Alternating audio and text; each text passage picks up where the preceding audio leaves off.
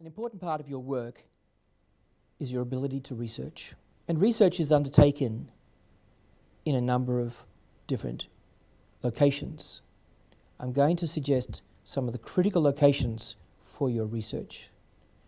The first is through the university's library website, search engine, and electronic libraries. You can find out more about these locations from library services and the help that they give to students. You should pay particular attention to the electronic depositories in the library webpage, because those materials are available to university students only, and you should make the most of them while you're at the university. Another very important source is Google Scholar.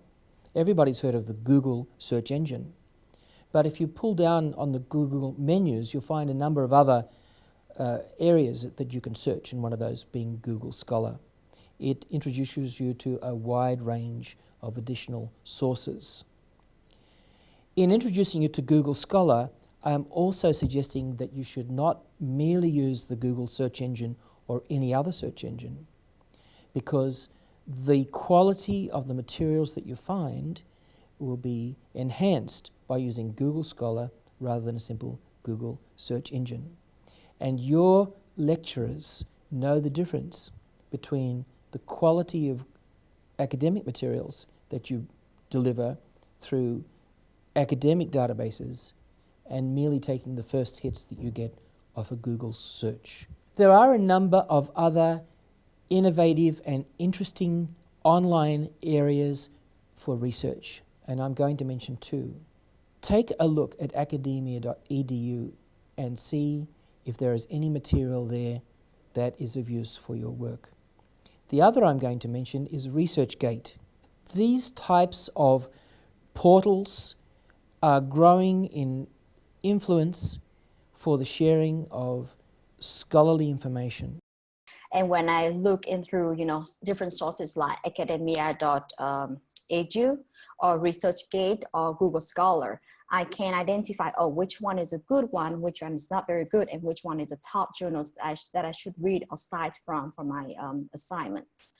In addition to using online search engines, you should also consider contacting people and experts. We often overlook the simple fact of talking to people who know about their field and can help you with your research. They may be living in Wellington. You may be able to visit them and have a cup of coffee, and that way you make some connections in addition to doing your work. So the tip I'm giving you is to make sure that as you do your research, you contact people as well as look at online sources. So talking about research skills is one of the essential skills that you will have to master if you want to survive in grad school. And I try to improve my research skill, and the lifesaver for me at that time was a librarian. So I just emailed him, I came talk to him and asked him to help me to identify what is the good journals, what is the, just to understand how people rate the excellence of the journals, if you will. For instance, if you look at like H index or impact index, things like that, or where to find good journals for my major, which is public policy. So that's when I come to understand. And don't forget also that there's still the old-fashioned library. One exciting way to find materials for your research is to look along the shelves, to browse and see what connections you can make. Robin, at the university, through the library, there are a lot of online resources, but you have to learn how to use them. So what's it like to approach the library and get some technical training, download EndNote to use for bibliographies? Have you been through that process? What advice can you give for the new students? To use the library effectively, there are some courses or short 1 or 2 hour courses that are offered through the SLSS, where we access referencing or using the library, how to use the Blackboard, how to access tools. And one of the the most important training that I attended was the EndNote training, and that is through the library where we signed up, and we attended a 2-hour EndNote training facilitated by the Pacific Islands director from the library, and he showed us how to reference using EndNote to save time, especially when you're in a rush, and sometimes referencing or bibliographies can be very difficult. And the EndNote training really enabled me to cut back time and save some energy trying to do that manually. So the EndNote training helped me to do that. Oh, that's so good to hear, because I find some students leave it to the last thing to learn EndNote because they're a bit scared of it. But in fact, it helps them out, saves their time, increases their accuracy. So you've given a good example there of what students could do as soon as they get started, get to the library and download EndNote and then do the course of training. Right. Thank you. The next skill is storage. You may think this is straightforward. When you find some material for your research, where are you going to place it? The first principle of storage is that you will store it in a place that you can find it. Now, you may store hard copy materials in printouts, photocopies, or you may store online electronically. But either way, you should store in a way that makes sense to you and that you can find those materials.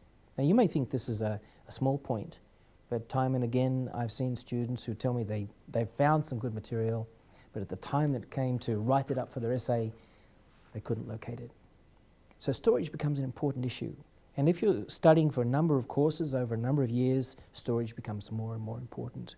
So take a bit of time to think about, how do you store your materials? Do you create folders for the materials that you find? Now, we know about storing Word files, we know about storing PDFs, but how do you store material that you get directly from a website, from a web page? Do you have a technique for that? Many students still print that out, but even then they can't search it, or they may not be able to find it. Now, there are some technologies available for storing this type of material.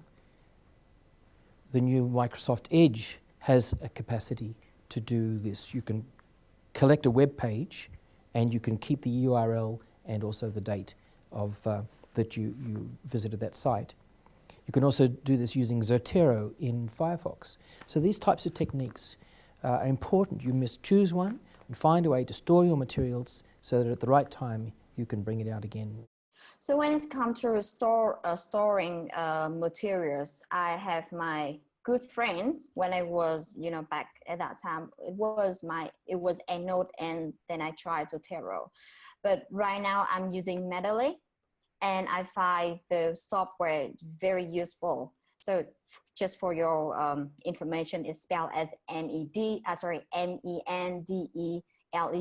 okay?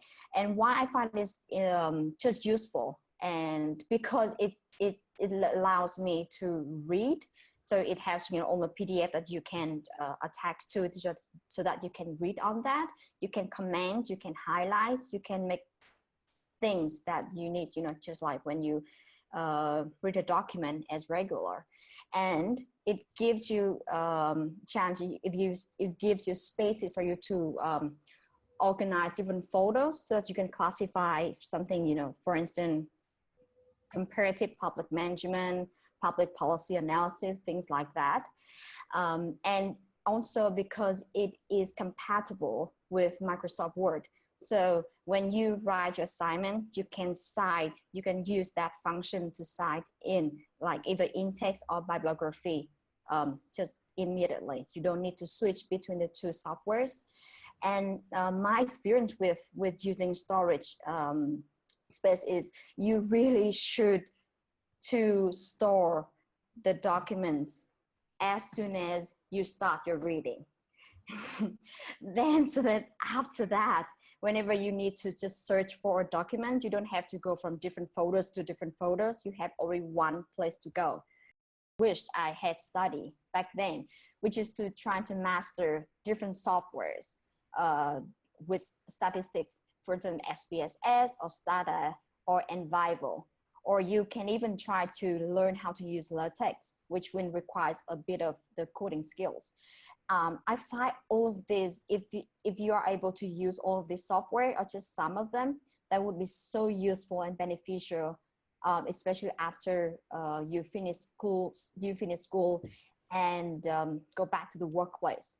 It's not hard to use all of these softwares. You just need to be a bit curious.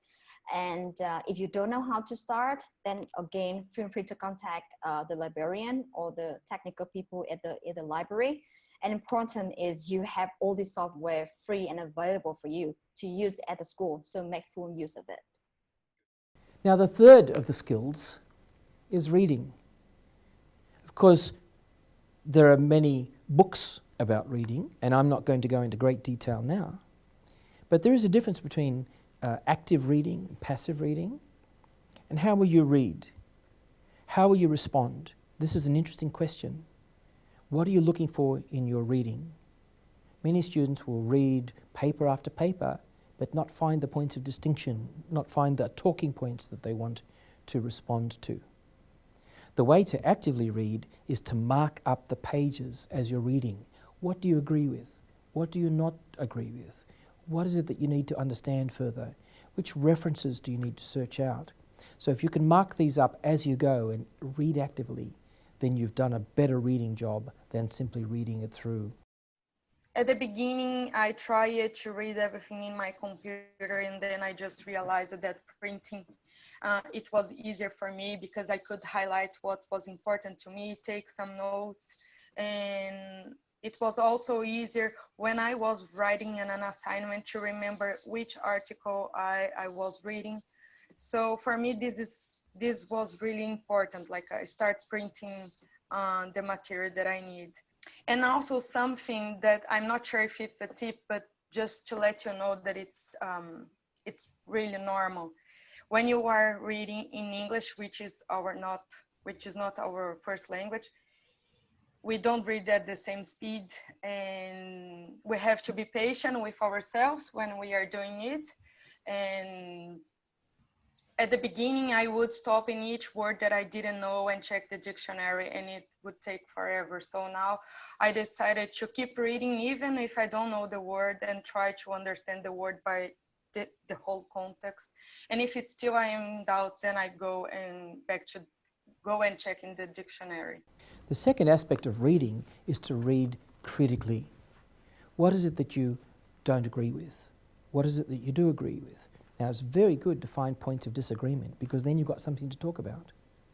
So reading critically is a very important part of this process that we're talking about. For me, I came through the English Proficiency program, and part of that program was, as an international student, we were required to undergo the English Proficiency program because English is my third language. And having gone through that program, it taught us 4 major skills: speaking, listening, reading, and writing. And the very interesting thing about reading was they taught us how to read effectively, especially in doing academic papers, critical thinking. That was part of the English Proficiency program. I'm not trying to invite everyone who comes here to undergo that program. It depends on the respective schools and the English language requirement. But me personally, I would say that the English Proficiency program really helped me a lot in the reading techniques and effective reading strategies.